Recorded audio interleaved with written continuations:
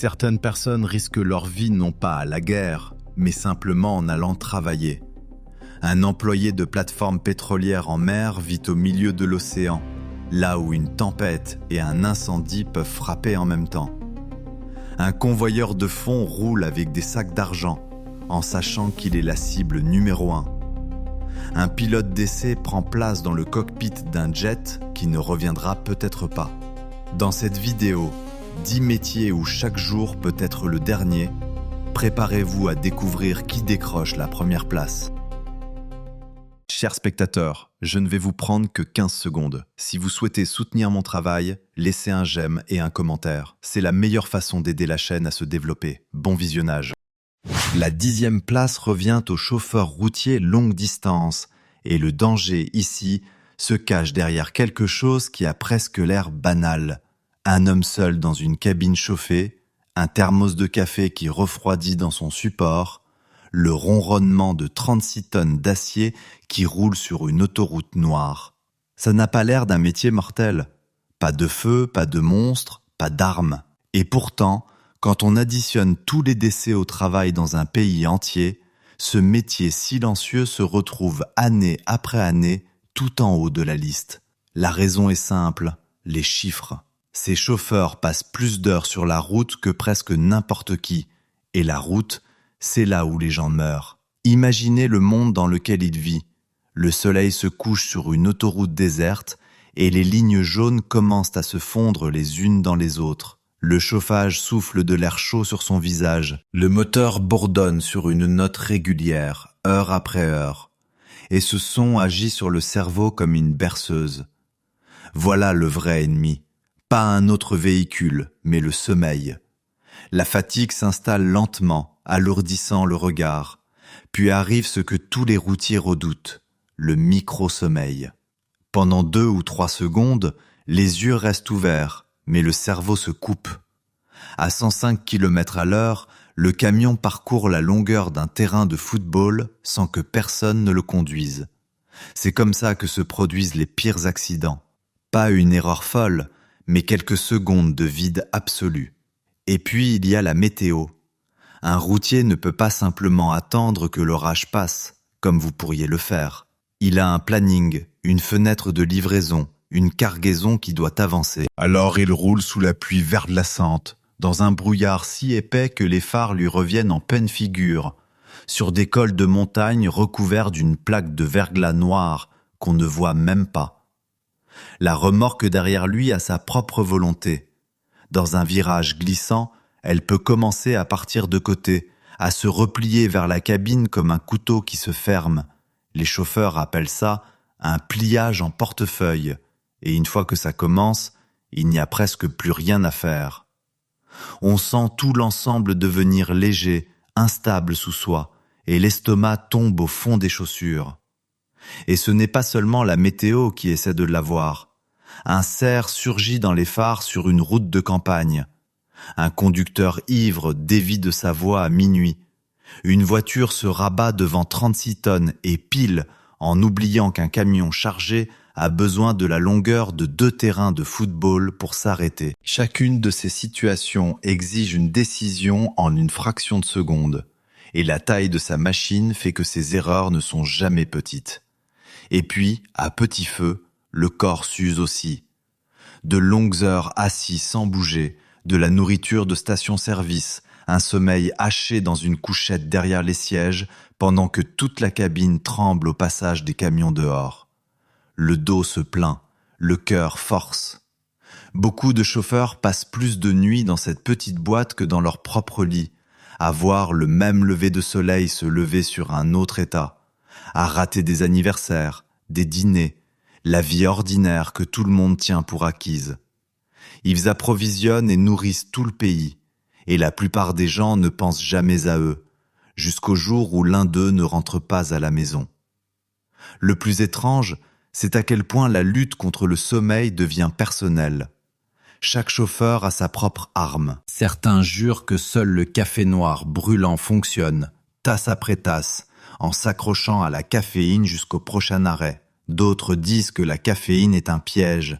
Elle vous ment, puis vous laisse tomber encore plus fort une heure plus tard. Leur réponse, c'est le froid, la vitre baissée, l'air glacé de la nuit qui s'engouffre, le choc qui les réveille d'un coup, kilomètre après kilomètre, 2 camps, 2 croyances, et les deux essaient de survivre au même tronçon de route solitaire à 3 heures du matin. Alors voici votre première question de la vidéo, et elle vient tout droit de cette cabine plongée dans le noir. Quand le sommeil commence à tirer sur les yeux d'un chauffeur, à qui faites-vous confiance pour vous garder en vie?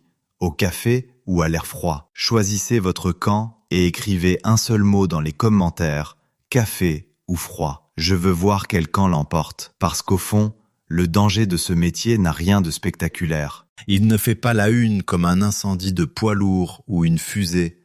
C'est un risque lent, écrasant, étiré sur des centaines de milliers de kilomètres, où la différence entre rentrer chez soi et ne jamais rentrer peut tenir à un seul battement de cils au mauvais moment. Ce routier que vous avez croisé la nuit dernière, illuminé comme une ville en mouvement, transportait bien plus que du fret. Il portait les probabilités sur ses épaules, seul, dans l'obscurité, en espérant que cette nuit-là ne serait pas celle où la route déciderait de réclamer son dû. Et la plupart des nuits, heureusement, ce n'est pas le cas. À la 9e place se trouve le laveur de vitres de gratte-ciel, une personne qui accomplit la tâche la plus banale au monde dans l'endroit le plus impossible qui soit. Nettoyer des vitres, c'est quelque chose qu'on fait chez soi, avec un chiffon et un vaporisateur.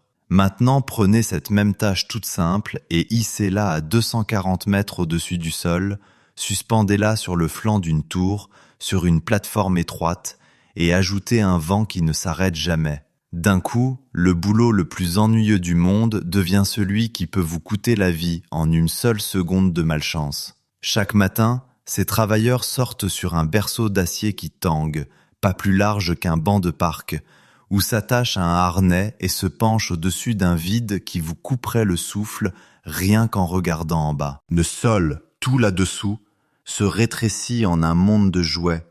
Les voitures deviennent des points qui rampent, les gens disparaissent, et le bruit de la rue se transforme en murmure. Ici, on a l'impression d'être sur une autre planète. Le vent commande à tout. Près du sommet d'une tour de verre, une brise qui paraît douce sur le trottoir devient une force qui pousse, tord et peut faire pivoter une plateforme de côté avant de la projeter contre le bâtiment. On entend les cordes grincer. On sent toute la structure trembler sous ses pieds. Et on continue d'essuyer la vitre parce que c'est le travail. Le plus étrange, c'est le silence qui règne là-haut. La circulation, les sirènes, la foule, tout ça s'efface en un bourdonnement lointain, bien en dessous, et il ne reste que le vent et le son de votre propre respiration. Certains laveurs disent que ce silence est apaisant. D'autres disent que c'est la sensation la plus solitaire du monde, suspendu dans l'air libre, avec pour seule protection un câble fin entre vous et une chute dont personne ne se relèverait. Le froid, là-haut, s'infiltre dans les eaux d'une façon que les gens à l'intérieur ne ressentent jamais. Il n'y a aucun mur pour couper le vent, aucun hall chauffé, juste le ciel ouvert de tous les côtés. Les doigts se raidissent dans les gants. Les rails métalliques mordent de froid à travers le tissu. En été, c'est l'inverse. La vitre devient un miroir braqué droit vers le soleil et la chaleur se déverse du bâtiment par vagues sans la moindre ombre où se réfugier. Et la hauteur elle-même joue des tours que peu de gens connaissent. Les tours les plus hautes que ces laveurs nettoient s'élèvent à plus de 600 mètres dans le ciel, si haut que près du sommet, tout l'édifice se balance doucement dans le vent, oscillant d'avant en arrière d'un bon mètre ou plus. Debout sur une plateforme étroite, là-haut, on ne voit pas seulement ce mouvement, on le sent passer sous ses bottes, lent et régulier, comme le pont d'un navire au large. La pluie rend la plateforme glissante. Un orage soudain peut coincer une équipe à mi-hauteur d'une tour, sans nulle part où fuir, obligée d'encaisser le vent pendant que les éclairs zèbrent un ciel bien trop proche. Les vraies histoires d'horreur, ce sont les chutes qui n'auraient jamais dû arriver. Un câble s'effiloche là où personne n'a vérifié. Un boulon qui tenait depuis des années finit par lâcher. Une rafale attrape le berceau au pire moment possible et le retourne. Il y a eu des laveurs de vitres qui ont dégringolé de dizaines d'étages et qui, contre toute attente, ont survécu, sauvés par le toit d'une voiture, par un incroyable coup du sort, par quelques centimètres. Et il y en a eu d'autres qui ont tout fait correctement et ne sont jamais revenus. La marge est aussi mince que ça. Là-haut, une petite erreur et une erreur fatale ont exactement la même apparence jusqu'à la toute dernière seconde. Ce qui rend tout cela encore pire, c'est la solitude. À l'intérieur du bâtiment, la vie continue. Des gens sont assis dans des bureaux chauffés, à quelques mètres de là, tapent sur un clavier, boivent un café, prennent des appels, et lèvent parfois les yeux, surpris, vers la personne suspendue de l'autre côté de la vitre. Deux mondes séparés par à peine 1 centimètre de verre, l'un sûr, climatisé, l'autre suspendu dans l'air libre, sans rien en dessous. Le laveur fait un signe, peut-être, puis reprend son travail, pendant que l'employé de bureau frissonne, rien qu'en regardant. Il faut faire une confiance totale à l'équipement pour exercer ce métier. La corde, les attaches, les boulons d'ancrage fixés dans le toit, toute votre vie repose sur du matériel que vous ne pouvez pas entièrement voir pendant que vous l'utilisez. Cette confiance doit être absolue, parce que le doute est dangereux à cette hauteur. Hésitez, se figer, paniquer, et vous devenez votre propre pire menace. Ceux qui tiennent dans ce métier apprennent à faire la paix avec le vide sous leurs pieds, à traiter 600 mètres d'air comme on traite le trottoir. Ça paraît impossible. Pour eux, ça devient une routine, et c'est là toute la folie silencieuse de ce travail. Ces ouvriers transforment une tâche qu'un enfant pourrait faire en pari quotidien avec la gravité, et ils le font avec un calme tel que, depuis la rue, on ne devinerait jamais ce qui est en jeu. La prochaine fois que vous lèverez les yeux vers une tour de verre impeccable, baignée de lumière du matin, souvenez-vous que quelqu'un s'est suspendu là-dehors, dans le vent, pour la faire briller. Quelqu'un qui a fait confiance à une corde, a affronté le vide et est redescendu vivant, un geste prudent après l'autre. Le bâtiment paraît parfait. Personne ne voit jamais le prix payé, étage après étage, pour qu'il le reste. 8e de notre compte à rebours, le garde de camion blindé. Et c'est un métier où le danger ne vient ni d'une machine ni de la météo. Il vient des autres, de ceux qui veulent à tout prix ce que vous transportez. Chaque jour, ce garde grimpe dans un coffre-fort roulant chargé d'argent, d'or et de valeurs et traverse la ville en plein jour. Il ne se cache pas, tout le monde voit le camion. Et c'est justement ça, le problème. Parce que pour la mauvaise personne, ce véhicule blindé est un trésor sur roue, et lui, c'est le verrou entre eux et l'argent. Le camion lui-même est construit comme une petite forteresse. Parois épaisses en acier, vitres par balles, portes renforcées, pneus capables de continuer à rouler même sous les balles. Le moteur gronde, sourd et lourd, et tout le véhicule repose sur la route comme un char. De l'intérieur, on se sent protégé, presque en sécurité, mais le garde connaît la vérité. Le danger n'est pas quand il est enfermé dedans, c'est quand il descend. Chaque arrêt veut dire ouvrir cette porte et porter un sac sur un trottoir à découvert jusqu'à une banque ou un magasin, quelques pas exposés où toute l'armure du monde ne peut rien pour lui. Ces secondes, en plein air avec l'argent dans les mains, c'est là que les braqueurs frappent. Ils étudient les trajets, ils connaissent les horaires, ils attendent ce moment précis de vulnérabilité. Imaginez ce que ça fait aux nerfs d'un homme. Chaque arrêt, c'est une petite tempête de tension. Le garde balaie la rue du regard avant d'ouvrir la porte. Une voiture garée avec quelqu'un à l'intérieur. Une personne qui traîne près de l'entrée. Un visage qui réapparaît un peu trop souvent. Sa main reste près de son arme. Son cœur bat déjà plus vite avant même que ses bottes touchent le bitume. Le sac est lourd dans une main, encombrant. Il le ralentit. La distance entre le camion et la porte n'est peut-être que de quelques mètres, mais elle peut donner l'impression de traverser un champ à découvert avec une cible peinte dans le dos. La sueur s'accumule sous le gilet lourd, la radio crépite, et puis il recommence au prochain arrêt, puis au suivant, des dizaines de fois par jour. Les braquages, quand ils arrivent, sont rapides et violents. Les assaillants frappent par surprise totale, parfois un casse-éclair, parfois quelque chose de bien plus coordonné, avec des véhicules qui bloquent le camion et des hommes armés qui déboulent avant même que le garde puisse réagir. Tout peut être terminé en moins d'une minute. Parmi les braquages les plus audacieux jamais enregistrés, beaucoup visaient exactement ces camions et les gardes qui les accompagnent, emportant des fortunes en quelques secondes avant de disparaître dans la circulation. Et c'est pour ça que ceux qui font ce métier ne peuvent jamais laisser un arrêt banal devenir vraiment banal. Et ces criminels sont souvent désespérés et lourdement armés, prêts à tirer les premiers parce qu'ils savent ce qu'ils risquent, la prison à vie. Ça les rend imprévisibles, et l'imprévisible est la chose la plus dangereuse qui soit. Le garde doit être prêt pour une attaque qui ne viendra peut-être jamais aujourd'hui, peut-être jamais cette année, mais qui peut surgir à n'importe quel instant, sans prévenir.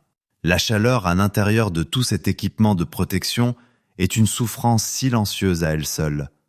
Le gilet pare-balles emprisonne la chaleur contre le corps. En été, la cabine du camion se transforme en four, et impossible d'ouvrir les fenêtres pour souffler un peu, ce serait une faille de sécurité. Alors il transpire dans son uniforme, heure après heure, tout en restant assez alerte pour repérer une menace dans la foule. La fatigue est l'ennemi, parce que l'instant où sa concentration faiblit est peut-être celui que quelqu'un attend. Et puis il y a ce poids étrange d'être toujours une cible. La plupart des gens traversent la ville comme des inconnus, invisibles dans la foule. Ce garde, c'est l'inverse. Il est un symbole d'argent qui marche, marqué par l'uniforme, marqué par le camion. Les inconnus voient l'argent, pas l'homme. Il ne peut jamais vraiment se détendre au travail, jamais cesser de lire les visages, jamais supposer qu'une rue calme est vraiment calme. Cette vigilance permanente épuise d'une manière qui n'a rien à voir avec le fait de porter des sacs lourds. Et pourtant, il continue, jour après jour, parce que tout le système des banques, des magasins et des distributeurs dépend de quelqu'un d'assez courageux pour faire circuler l'argent dans le monde réel. C'est lui qui permet à la machine d'avoir du liquide le matin, à la boutique de rendre la monnaie, au flux d'argent de ne jamais s'arrêter. Les jours qu'il n'oublie jamais, ce sont ceux où le regard d'un inconnu a trop longtemps insisté, où sa main s'est rapprochée de son arme et où toute la rue a retenu son souffle.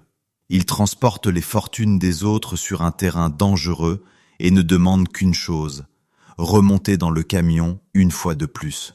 Chaque livraison sans incident est une petite victoire que personne n'applaudit. Et chaque garde qui termine sa tournée et ramène le camion vide au dépôt a, en silence, gagné une partie où la défaite pouvait tout lui coûter. À la 7e place, on trouve le mineur de charbon souterrain, celui qui fait la seule chose qui va à l'encontre de tous les instincts du corps humain. Il descend, profondément dans l'obscurité, sous des millions de tonnes de roches, et il y travaille comme si c'était normal. Tout, dans le fait d'être sous terre, s'oppose à la survie. Il n'y a pas de soleil, pas d'air frais à ciel ouvert, pas de sortie facile. Il n'y a que le tunnel, la poussière, les machines, et la pression constante et patiente de la terre qui pousse de toutes parts à l'affût de la moindre faiblesse. Descendons avec lui un instant. La cage file à toute vitesse et la lumière du jour au-dessus se réduit à un point brillant avant de disparaître. La température change à mesure qu'on s'enfonce, parfois d'une chaleur brutale, avec un air épais, lourd, difficile à respirer. Certaines veines de charbon que les hommes poursuivent se trouvent à plus de 300 mètres sous la surface, et quelques-unes des mines les plus profondes de la planète descendent à plus d'1 kilomètre dans la roche, si loin que le trajet jusqu'au front de taille peut avaler la meilleure partie d'1 heure avant même que le vrai poste de travail ne commence. Les parois se resserrent jusqu'à ce que le tunnel soit à peine assez haut pour s'y accroupir.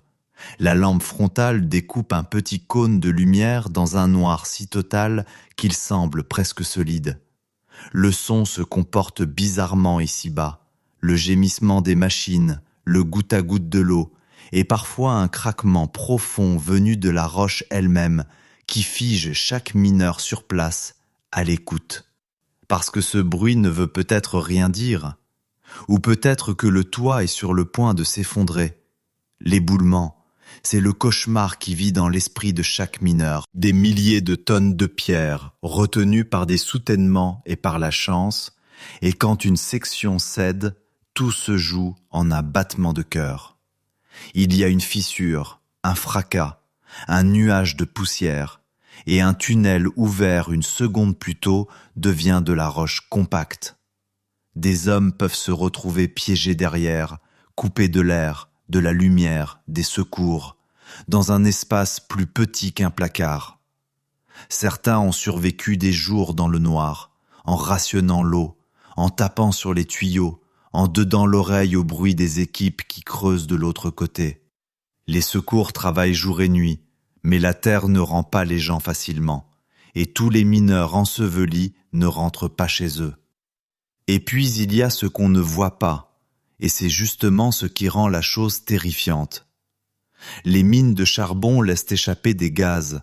Certains vous étouffent sans un bruit, d'autres explosent au moindre étincelle. Une accumulation du mauvais gaz peut transformer tout le tunnel en bombe prête à partir à la première flamme.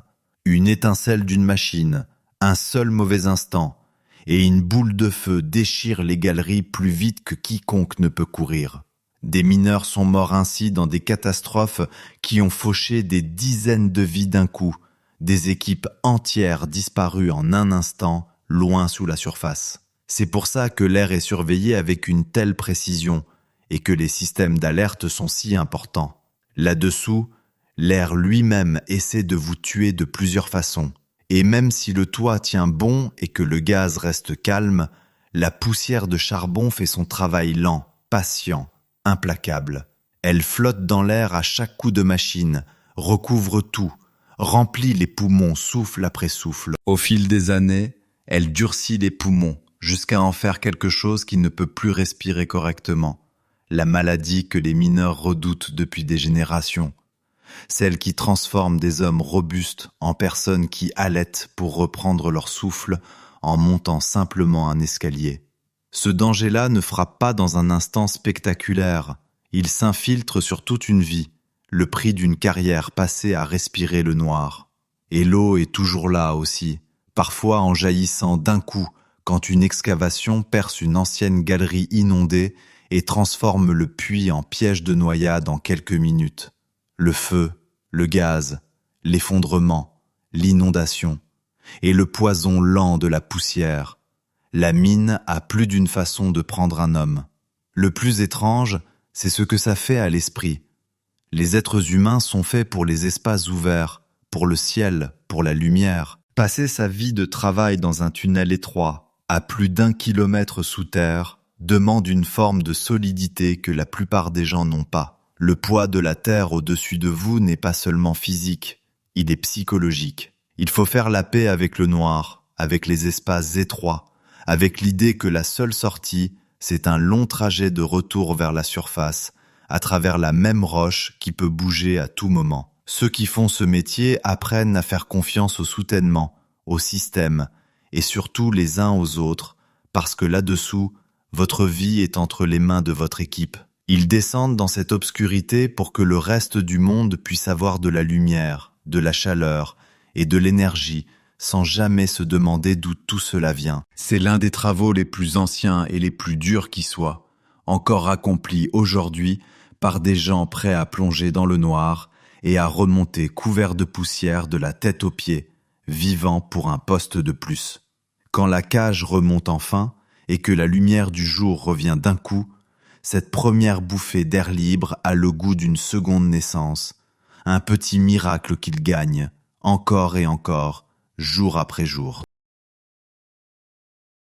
À la 6e place, on trouve le torero, et celui-ci est différent de tous les autres métiers de cette liste, parce que le danger n'est pas un accident qui attend de se produire, c'est tout le but. Le torero choisit d'entrer dans une arène et de se tenir volontairement à quelques pas d'une demi-tonne de muscles purs, de cornes et de fureur qui ne demande qu'à l'empaler. Il n'y a aucune machine à incriminer, aucune tempête, aucun câble susceptible de rompre. Il n'y a qu'un homme dans un costume brodé de pierre, un morceau d'étoffe et un animal conçu pour le tuer. Entrez dans cette arène. Le soleil écrase le sable de sa chaleur, aveuglant et impitoyable, et la foule forme tout autour un mur de bruit. Puis la porte s'ouvre et le taureau jaillit, et le mot « taureau » ne lui rend pas justice. C'est une montagne de muscles qui se déplace plus vite qu'on ne pourrait jamais croire qu'une telle masse puisse bouger.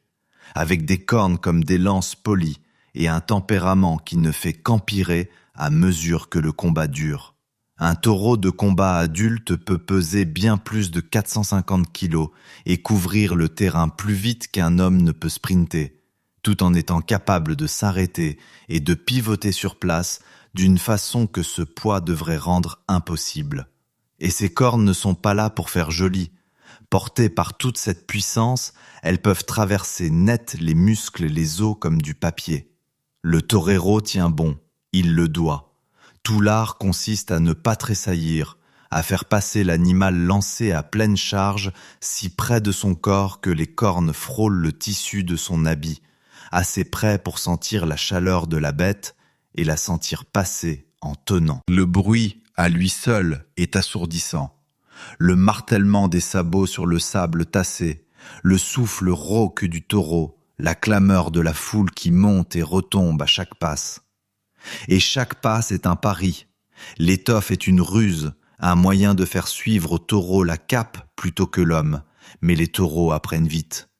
Un taureau intelligent cesse de courir après le tissu et se met à traquer la personne qui le tient. C'est là que tout peut basculer.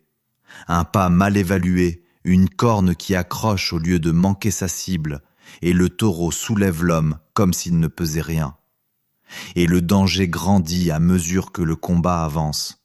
Un taureau frais charge en ligne droite, facile à lire, mais au fil des minutes, l'animal apprend, se fatigue tout en devenant plus rusé, jusqu'à ce que chaque passe ressemble à une énigme dont la mauvaise réponse est mortelle. Le sable devient lourd sous les pieds, le costume colle à la peau sous la sueur, et l'homme doit rester encore plus affûté alors que son propre corps commence à ralentir.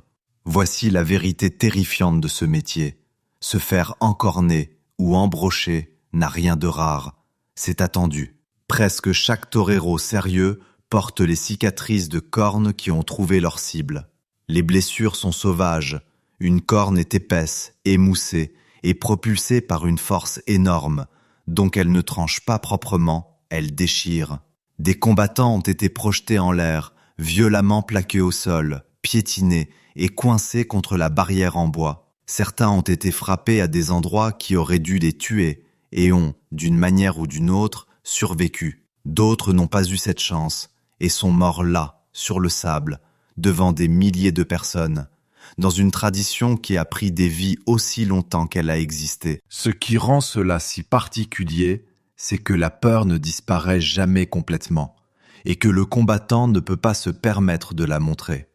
Tournez les talons et courez, et le taureau vous rattrape par derrière, ce qui est pire encore. Restez figé et vous devenez une cible facile. La seule issue, c'est un calme étrange, glacé, au cœur même de la terreur. Restez immobile alors que chaque nerf de votre corps hurle de bouger. Faire confiance à votre technique et à votre sens du timing face à un animal qui se moque de l'un comme de l'autre. Ce calme sous une charge mortelle, c'est tout le métier. C'est ce qui sépare ceux qui donnent l'impression d'une danse gracieuse de ceux qu'on emporte dehors. L'usure physique est brutale, même les bons jours. La chaleur, dans ce costume lourd, serré et décoré, est écrasante sous le soleil de plomb. Le corps encaisse les coups à cause des mouvements incessants, des esquives soudaines, des chutes. Et l'esprit prend le pire. Le poids de savoir qu'aujourd'hui pourrait être le jour où le taureau sera plus malin, plus rapide ou plus furieux que prévu. Chaque combat est un nouveau lancer de dés, avec la vie en jeu. Les gens débattent avec passion pour savoir si cela devrait exister ou non, et c'est un débat à part entière. Mais si l'on met l'argument de côté, une chose est indéniable. C'est une personne qui s'avance, de son plein gré, à portée de bras d'un animal conçu pour le détruire, armé de presque rien, et qui le fixe droit dans les yeux. Peu de métiers sur Terre placent un être humain aussi près d'une mort soudaine et violente par choix. Quand le torero ressort de cette arène sur ses deux jambes, couvert de poussière, tremblant et vivant, il a accompli quelque chose que le corps humain lui crie de ne pas faire, et il recommencera la prochaine fois que la porte s'ouvrira. La 5e place revient au pilote de course, celui qui s'attache dans une machine conçue pour aller plus vite que presque tout ce qui roule, puis la pousse jusqu'à la limite du contrôle, encore et encore, à quelques centimètres d'autres voitures qui font exactement la même chose. Depuis les tribunes, ça ressemble à un spectacle palpitant, couleurs éclatantes, moteurs hurlants, voitures qui filent sur la piste dans un flou de vitesse. Mais là, au fond du cockpit, c'est tout autre chose. C'est un être humain assis au milieu d'une explosion maîtrisée, lancé à des vitesses où la moindre erreur devient une catastrophe avant même que le cerveau ait le temps de réagir. Sur les longues lignes droites, ces machines passent en hurlant à bien plus de 300 km à l'heure, assez vite pour parcourir la longueur d'un terrain de football en à peine 1 seconde. Et à ce rythme, les yeux du pilote doivent lire la piste et les voitures autour de lui plus vite que la plupart des gens ne peuvent même former une pensée. Ressentez ce qu'il ressent. Le moteur n'est pas seulement bruyant, c'est une force physique, un cri qu'on sent dans la poitrine et jusque dans les dents. La chaleur à l'intérieur de la voiture est sauvage, le cockpit se transformant en four, collé au corps du pilote, la piste qui brûle en dessous et le moteur qui flambe juste derrière lui. Il est sanglé si serré qu'il peut à peine bouger, enveloppé dans des couches ignifugées qui retiennent encore davantage la chaleur. Dans les virages rapides, la force lui arrache la nuque et les épaules, essayant de lui tordre la tête sur le côté, et il lutte contre ça tour après tour, tandis que ses mains effectuent sans cesse de minuscules corrections à des vitesses où le moindre tressaillement peut virer au désastre. Le vrai danger, c'est le crash, et dans ce monde, les accidents arrivent sans prévenir. À ces vitesses, les voitures roulent si près les unes des autres qu'elles se frôlent presque. Un contact entre deux bolides, un pneu qui lâche, une tache d'huile, une seconde de mauvais jugement, et une voiture peut partir en tête à queue, se retourner ou faire un tonneau en un instant, projetant des débris sur la piste pendant que le peloton derrière déboule à pleine vitesse, sans aucune échappatoire. Tout devient alors une réaction en chaîne, machine contre machine. Le pilote au milieu de ce chaos n'est plus qu'un passager livré à la physique, tournoyant sans pouvoir rien faire, attendant de découvrir à quel endroit et avec quelle violence il va encaisser le choc. Et quand une voiture percute un mur à ces vitesses-là, l'énergie dépasse presque l'entendement. Le véhicule entier peut se disloquer, se déchirer lui-même pour protéger la personne à l'intérieur. Ce sport a perdu certains de ses plus grands noms de cette manière précise. Des pilotes admirés par des millions de personnes qui sont montés dans leur voiture un jour comme un autre et n'en sont jamais ressortis. Ces tragédies ont tout changé en imposant des voitures plus sûres, de meilleurs murs, des systèmes de retenue plus solides. Aujourd'hui, la course est bien plus sûre qu'autrefois, et les pilotes sortent désormais de carambolages qui auraient été mortels il y a une génération. Mais plus sûr ne veut pas dire sûr. La vitesse est toujours là, et la vitesse garde toujours un peu de danger dans sa poche. Le feu, c'est l'horreur qui hante ce sport. Ces voitures transportent du carburant, et dans un gros crash, ce carburant peut s'enflammer. Être coincé dans un cockpit en feu, sanglé trop serré pour bouger, c'est le cauchemar que chaque pilote redoute en silence. C'est pour ça que les combinaisons, les gants, les masques, tout est conçu pour gagner ces quelques secondes précieuses qui permettent d'échapper aux flammes. Ces secondes ont sauvé des vies. Mais la peur ne disparaît jamais complètement, parce que tout le monde dans ce milieu connaît les histoires, et sait à quelle vitesse une voiture lancée à pleine allure peut se transformer en brasier. Et puis il y a la voie des stands, où le danger se cache à ciel ouvert. La voiture arrive en rugissant. Les équipes se ruent dessus. Le carburant coule pendant que les pneus s'enlèvent et se remettent en place en quelques secondes. Le tout dans un espace exigu rempli de monde et de métal brûlant. Une voiture qui entre trop vite, un tuyau qui fuit, une roue mal fixée qui rebondit dans la voie. L'arrêt au stand ressemble à une danse, mais il a aussi blessé et tué des gens. L'aspect mental est lui aussi à l'extrême. Pour bien piloter, un pilote doit pousser jusqu'à la limite et rester suspendu juste au bord, parce que lever le pied, c'est perdre, et aller trop loin, c'est sortir de la route. Il vit dans cette marge infime pendant des heures, le cerveau tournant à plein régime, suivant chaque voiture autour de lui, chaque changement de la piste, chaque frémissement de sa machine, tout en subissant la chaleur, les secousses et les forces qui l'écrasent.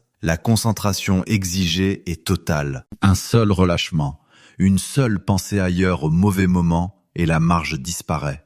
Ce qui rend tout cela remarquable, c'est que ces pilotes choisissent eux-mêmes le bord du gouffre. Ils entraînent leur corps et leurs réflexes à un niveau que la plupart des gens ne peuvent même pas imaginer. Tout ça pour danser sur la frontière entre le contrôle et la catastrophe, puis revenir encore et encore. Quand le drapeau à damier tombe et que le pilote sort de la voiture, trempé de sueur, les oreilles bourdonnantes, il a passé des heures dans un endroit où une erreur d'un battement de cœur aurait pu tout arrêter, et il pense déjà à la prochaine fois. Cette fin de courir après la limite, en sachant parfaitement ce qu'elle peut coûter, c'est ce qui fait de cette discipline l'une des façons les plus dangereuses qu'un être humain puisse choisir pour passer un après-midi. La 4e place revient aux travailleurs d'une plateforme pétrolière offshore, quelqu'un qui vit et travaille sur un minuscule îlot d'acier au milieu de l'océan, à des dizaines de kilomètres de la terre ferme, entouré de tous les dangers que la mer et les machines peuvent lui envoyer en même temps. Pensez un instant à l'endroit où se déroule ce métier, pas sur un sol solide, avec de l'aide à proximité, mais loin au large, sur une plateforme dressée sur des jambes enfoncées dans le fond marin, sans rien autour à perte de vue, sinon des vagues grises et le ciel ouvert. Si quelque chose tourne mal ici, il n'y a nulle part où fuir. Vous restez coincé sur la plateforme avec l'urgence, et l'aide réelle la plus proche se trouve à une très grande distance. L'environnement lui-même ne laisse aucun répit. Le vent ne s'arrête jamais, et en mer, il arrive sans aucun obstacle pour le freiner, martelant la plateforme et transformant toute la structure en un bloc froid et humide. Les tempêtes déferlent, les vagues grossissent jusqu'à devenir des montagnes en mouvement, s'écrasant contre les jantes de la plateforme, projetant des gerbes d'eau très haut dans l'air et rendant les ponts métalliques glissants et traîtres. Tout est en acier dur et lourd, les passerelles, les garde-corps, les machines, et par gros temps, on peut être projeté contre tout ça, ou pire encore, emporté vers le bord. Le froid s'infiltre partout, le sel ronge le métal, et malgré tout, le travail doit continuer, parce que les machines qui remontent le pétrole et le gaz des profondeurs sous la mer ne s'arrêtent pas à cause du mauvais temps. Mais la mer n'est même pas le pire. La vraie terreur sur une plateforme pétrolière, c'est le feu. Ce que fait cette plateforme, c'est remonter du pétrole et du gaz, parmi les substances les plus inflammables de la planète, depuis des profondeurs sous le fond océanique, sous une pression énorme. Une fuite de gaz, une étincelle, une défaillance du matériel, et toute la plateforme peut se transformer en brasier. L'événement le plus redouté de tous, c'est l'éruption incontrôlée, quand la pression en dessous submerge tout ce qui est censé la contenir et que le gaz remonte en rugissant, hors de contrôle. L'histoire se souvient des grands désastres des plateformes, des structures transformées en murs de flammes vertigineux, des explosions visibles à des kilomètres, des travailleurs forcés de choisir entre l'incendie derrière eux et l'océan noir en contrebas. Certains des pires ont tué de nombreux hommes d'un seul coup et restent encore aujourd'hui parmi les journées les plus meurtrières de l'industrie. Imaginez ce choix. La larme hurle, la plateforme brûle, une fumée épaisse envahit les passerelles, et la seule issue, c'est de sauter, de plusieurs mètres de haut dans une mer froide, noire et déchaînée, qui pourrait vous tuer à elle seule. C'est la réalité à laquelle ces travailleurs s'entraînent et qu'ils prient de ne jamais affronter. Les canaux de sauvetage, les combinaisons de survie, les exercices sans fin. Tout cela existe parce que là-bas, tout le monde sait qu'une plateforme peut devenir mortelle en quelques minutes et qu'aucun camion de pompiers n'arrivera à travers l'eau à temps. Même les jours calmes, le travail ordinaire reste dangereux. C'est un endroit rempli de machines lourdes, de pression extrême, de grues qui balancent des charges au-dessus des têtes et d'innombrables façons d'être écrasés, frappés ou happés par les équipements. Un seul moment d'inattention autour de matériel aussi puissant peut coûter un membre ou une vie. Et tout cela se passe loin de n'importe quel hôpital, donc une blessure grave signifie une longue attente pour un hélicoptère ou un bateau, pendant que le temps précieux s'écoule au-dessus de l'eau libre. Même rejoindre la plateforme est déjà un risque en soi. Le trajet en hélicoptère au-dessus de kilomètres de mer grise est l'un des aspects les plus redoutés de tout le métier, et des accidents sur cette traversée ont déjà coûté la vie à des travailleurs avant même qu'ils ne posent le pied sur la plateforme. Et puis il y a l'isolement, qui use l'esprit à sa manière.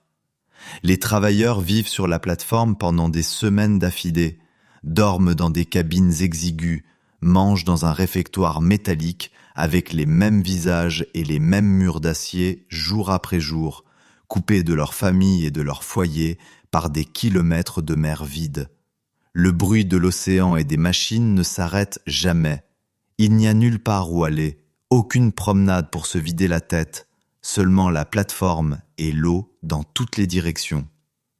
Ce genre d'enfermement, combiné au bourdonnement permanent du danger, laisse de vraies traces. Ils font ce travail parce que le monde tourne grâce à ce qui remonte par ces tuyaux, et qu'il faut bien que quelqu'un soit là-bas, en première ligne, debout sur l'acier au-dessus des profondeurs pour maintenir le flux d'énergie.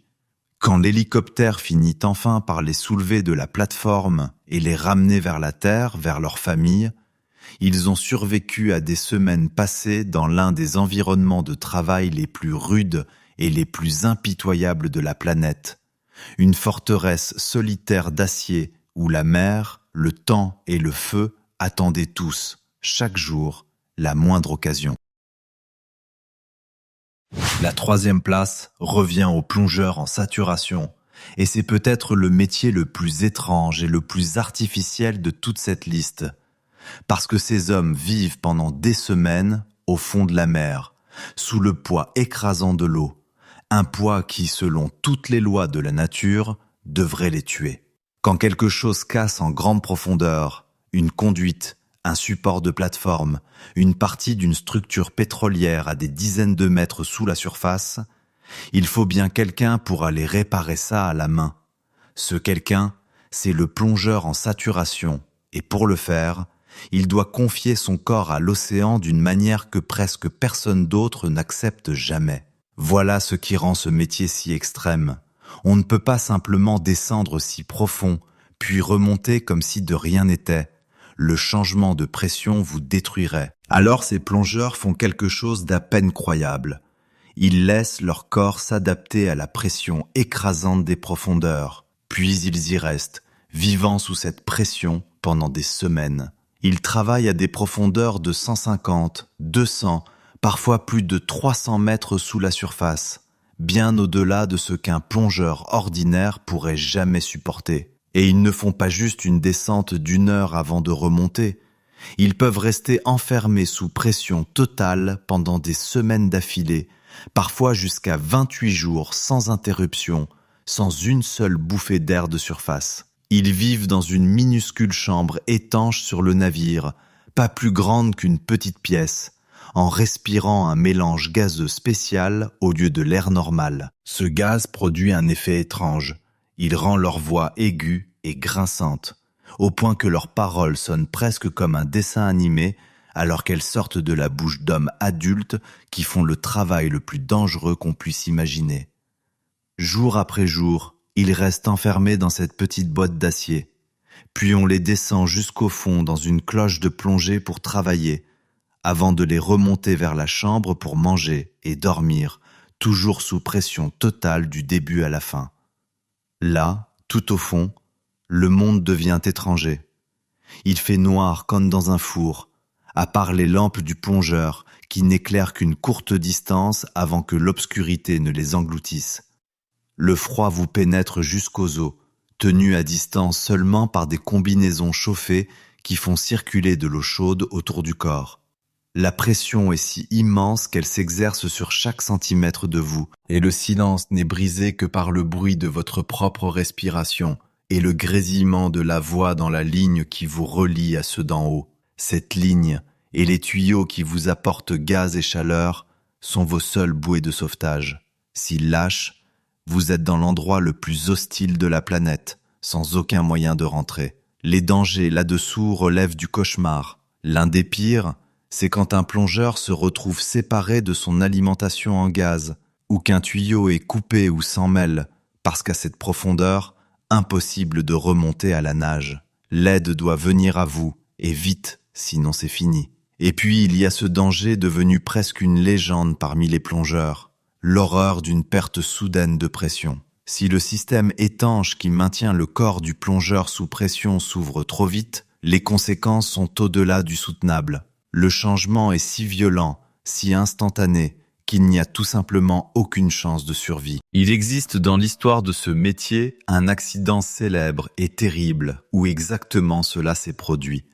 Et les détails sont si glaçants qu'on s'en sert encore aujourd'hui comme de l'avertissement ultime. Chaque joint, chaque geste, chaque procédure doit être parfait. Dans ce métier, la pression qui vous maintient en vie est la même qui peut vous tuer en une fraction de seconde. L'isolement, lui, forme une catégorie à part entière. Ces plongeurs passent des semaines coupés du monde, incapables de simplement sortir prendre l'air, incapables de voir leur famille autrement que par une ligne téléphonique, leur corps littéralement lié chimiquement aux profondeurs. Même quand le travail est terminé, ils ne peuvent pas juste sortir et partir. Ils doivent passer des jours à revenir lentement, avec une extrême prudence, à la pression normale. Un long et fastidieux processus de décompression, parce qu'aller trop vite serait fatal. Alors l'épreuve ne s'arrête pas quand le travail s'arrête. Elle se termine des jours plus tard, quand leur corps a enfin le droit de redevenir humain. Imaginez un peu l'étrangeté d'une telle vie. Vivre au fond de l'océan, respirer un gaz qui déforme votre voix, travailler dans un noir glacial sous une pression capable d'écraser un sous-marin, relié au monde vivant par quelques lignes fines, en sachant qu'à la moindre défaillance, il n'y a pas de seconde chance. Ce sont parmi les travailleurs les mieux formés et les mieux payés de la planète, et ils méritent chaque centime, parce qu'il existe à peine un endroit plus hostile à la vie pour un être humain. Quand un plongeur en saturation finit enfin par sortir de cette chambre et retrouver l'air libre et la lumière du jour, il revient d'un lieu où le corps humain n'a jamais été censé survivre, et il peut raconter son histoire, d'une voix qui redevient peu à peu la sienne. La deuxième place revient au pilote d'essai, et pour comprendre ce métier, il faut saisir une vérité simple et glaçante. L'appareil qu'il pilote n'a jamais été entièrement prouvé comme fiable. Chaque avion dans lequel vous monterez un jour a été sûr parce que bien avant vous, un pilote d'essai est monté dans une version préliminaire, encore non éprouvée, et l'a poussé dans ses retranchements pour découvrir ce qui casserait. C'est lui qui fait voler la machine que des ingénieurs ont construite sur du papier et de l'espoir, celui qui l'emmène dans le ciel sans savoir avec certitude si elle redescendra entière. Au sens le plus littéral, il mise sa vie pour repérer les défauts, afin que personne d'autre n'ait à les découvrir à ses dépens. Imaginez l'instant juste avant le décollage. Il est sanglé dans un cockpit entouré de commandes, assis au-dessus de moteurs puissants et de carburant, vêtu d'une combinaison et d'un casque conçus pour l'extrême. L'appareil sous lui est neuf, peut-être un modèle qui n'a jamais volé, peut-être un ancien appareil poussé dans un territoire pour lequel il n'a jamais été testé. Les ingénieurs ont fait de leur mieux, mais il y a toujours des inconnus, et c'est à lui d'aller les chercher. Il pousse les gaz, les moteurs montent en rugissement qu'il sent dans tout son corps, et la machine s'arrache à la piste pour filer dans les airs, l'emmenant vers toutes les questions auxquelles personne au sol ne peut répondre. Là-haut, il fait ce qui glace le sang des pilotes ordinaires, volontairement. Il grimpe plus haut que l'avion ne l'a jamais fait, le pousse plus vite que quiconque ne l'a jamais piloté, le jette dans des piquets vertigineux et des virages serrés pour voir où il tient et où il cède. Les forces s'abattent sur son corps, l'écrasant dans son siège, lui vidant la tête de son sang jusqu'à ce que sa vision se rétrécisse et que les bords deviennent gris. Il lutte pour rester conscient tout en effectuant un travail précis, délicat, parce que tout l'enjeu est d'atteindre la limite, l'endroit exact où la machine cesse d'obéir. Et la seule façon de trouver cette limite, c'est d'aller droit dessus, et parfois un peu au-delà. Et c'est là que des pilotes d'essai ont trouvé la mort. Quand un appareil non éprouvé est poussé à sa limite, il peut réagir de façon soudaine, violente et imprévisible. Un avion peut commencer à se disloquer, partir en vrille hors de contrôle, décrocher d'une manière que personne n'avait prévue, ou simplement lâcher dans une partie que personne n'avait pensé à vérifier. Au début pionnier de la conquête du mur du son et de ses abords, ce travail a coûté la vie à un nombre stupéfiant de pilotes courageux, des hommes qui ont volé droit vers l'inconnu et ne sont jamais revenus, dont les crashs ont appris aux ingénieurs ce que les plans ne pouvaient pas montrer. Chaque dispositif de sécurité de l'aviation moderne a été écrit, en partie, avec les risques qu'ils ont pris. Le seul outil qui pourrait le sauver, c'est le siège éjectable, une fusée sous le siège destinée à l'arracher à un appareil condamné. Mais même cela reste brutal et dangereux. Cela projette une personne dans un vent hurlant avec une force énorme. Et cela ne fonctionne que dans certaines limites. Trop bas, trop vite, sous un mauvais angle, et même l'évasion peut tuer. Alors le pilote d'essai vit avec cette certitude. Son ultime recours est lui aussi un pari, et certaines situations ne laissent aucune issue. Seulement lui, la machine en train de lâcher, et le sol qui se rapproche à toute vitesse. Et souvent, le vol le plus dangereux n'est pas celui qui file haut dans le ciel, mais le travail lent près du sol. Tester le comportement de l'appareil quand il ralentit pour atterrir, là où un décrochage ou une perte de contrôle ne laisse aucune hauteur pour se rattraper, aucune seconde chance avant l'impact. L'esprit d'un pilote d'essai doit être quelque chose de rare. Il doit rester d'un calme glacial précisément dans les moments qui feraient paniquer n'importe qui d'autre, penser clairement et rendre compte avec précision alors même que l'avion essaie de le tuer. Parce que les données qu'il recueille dans ces secondes terrifiantes sont tout le but du vol. Il est à la fois scientifique et casse-cou, menant des expériences avec sa propre vie comme variable, faisant confiance à sa maîtrise pour le ramener du bord du gouffre, là où tant de pilotes courageux l'ont précédé. Nous nous rapprochons maintenant, et la première place de ce classement arrive, le métier le plus dangereux de tous. Avant de vous le révéler, tentez votre meilleur pronostic. Quel travail met une vie plus en danger que tous les autres?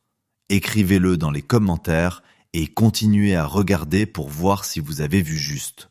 Car aussi extrême que puisse être le fait de piloter un jet non éprouvé, il existe un métier qui emmène une personne là où même l'avion d'un pilote d'essai ne pourra jamais aller. Un endroit où il n'y a pas la moindre trace d'air. La première place, le métier le plus dangereux de toute cette vidéo, revient à l'astronaute. Cet être humain sanglé tout en haut d'une explosion contrôlée, propulsé hors de la planète et envoyé dans un endroit qui est, à chaque instant et dans toutes les directions, mortel pour la vie humaine. Tous les autres métiers de cette liste sont dangereux quelque part sur Terre. Celui-ci laisse la Terre derrière lui. L'astronaute part vers un lieu sans air, sans chaleur, sans pression, sans sol sous ses pieds.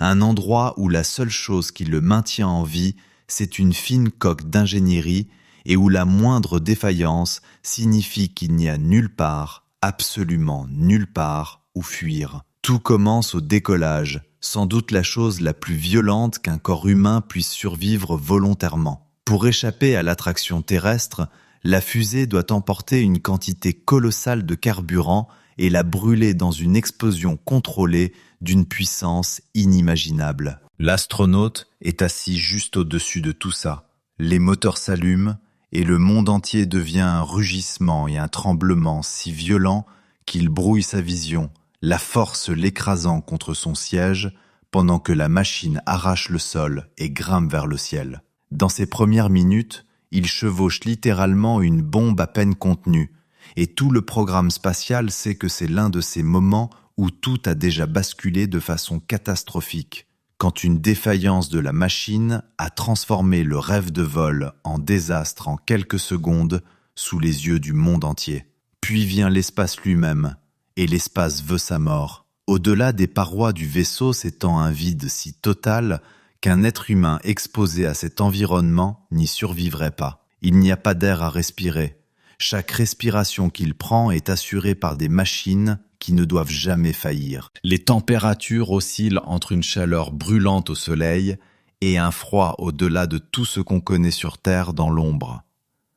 Il y a aussi le rayonnement qui traverse le néant. Et puis il y a les débris, de minuscules fragments qui filent si vite qu'une simple paillette pas plus grosse qu'un éclat de peinture frappe avec la force d'une balle, et qu'un morceau plus gros pourrait traverser le vaisseau de part en part. L'astronaute flotte dans une bulle de survie fragile, entouré de toutes parts par un néant qui le tuerait à l'instant même où cette bulle céderait. Chaque tâche de routine prend un poids qui briserait la plupart des gens. Une sortie extravéhiculaire, c'est laisser même le vaisseau derrière soi, flotter dans le vide avec pour seul équipement une combinaison, reliée par une ligne, tandis que la planète tourne loin en dessous et que le noir infini de l'espace s'étire au-dessus.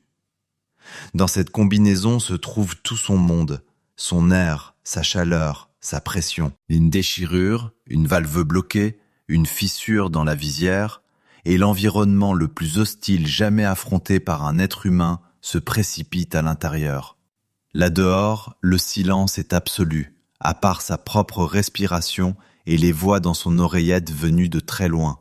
Et il n'existe aucun secours capable de l'atteindre à temps si quelque chose tourne vraiment mal. Et puis il y a le retour, qui est une épreuve à part entière. Pour rentrer, le vaisseau doit plonger dans l'atmosphère à une vitesse vertigineuse, et le frottement chauffe l'extérieur à des températures qui feraient fondre la plupart des choses, enveloppant la capsule de flamme. L'astronaute est assis à l'intérieur de cette boule de feu, protégé par un bouclier qui doit tenir parfaitement, parce qu'au moindre défaut, le feu entre. L'histoire de la conquête spatiale garde en mémoire des équipages perdus à l'aller et d'autres perdus au retour. Des hommes et des femmes courageux qui connaissaient les risques et sont quand même partis, et dont la disparition a rappelé au monde entier à quel point la frontière est mince entre un retour triomphal et une tragédie. Ce qui distingue ce métier de tous les autres, c'est qu'il n'y a aucune marge, aucune solution de repli, aucun moyen de simplement faire demi-tour. Sur Terre, même dans le métier le plus mortel, il y a généralement un sol sous les pieds et de l'air à respirer. Là-haut, l'environnement lui-même est l'ennemi, à chaque seconde, chaque jour, et la survie dépend entièrement des machines, de la préparation et du sang-froid. L'astronaute s'entraîne pendant des années en sachant tout cela, et pourtant, il prend quand même place dans le siège, laisse quand même la trappe se refermer, et s'élance quand même dans le feu vers le noir. Parce qu'il faut bien quelqu'un pour aller là où aucun sol ne peut vous rattraper et où aucun air ne peut vous sauver. C'est pour ça que, parmi tous les métiers dangereux sur Terre, celui qui quitte complètement la Terre reste seul au sommet. À vous maintenant, parmi ces 10 métiers, lequel serait votre numéro 1, celui que vous n'oseriez jamais faire? Écrivez-le dans les commentaires.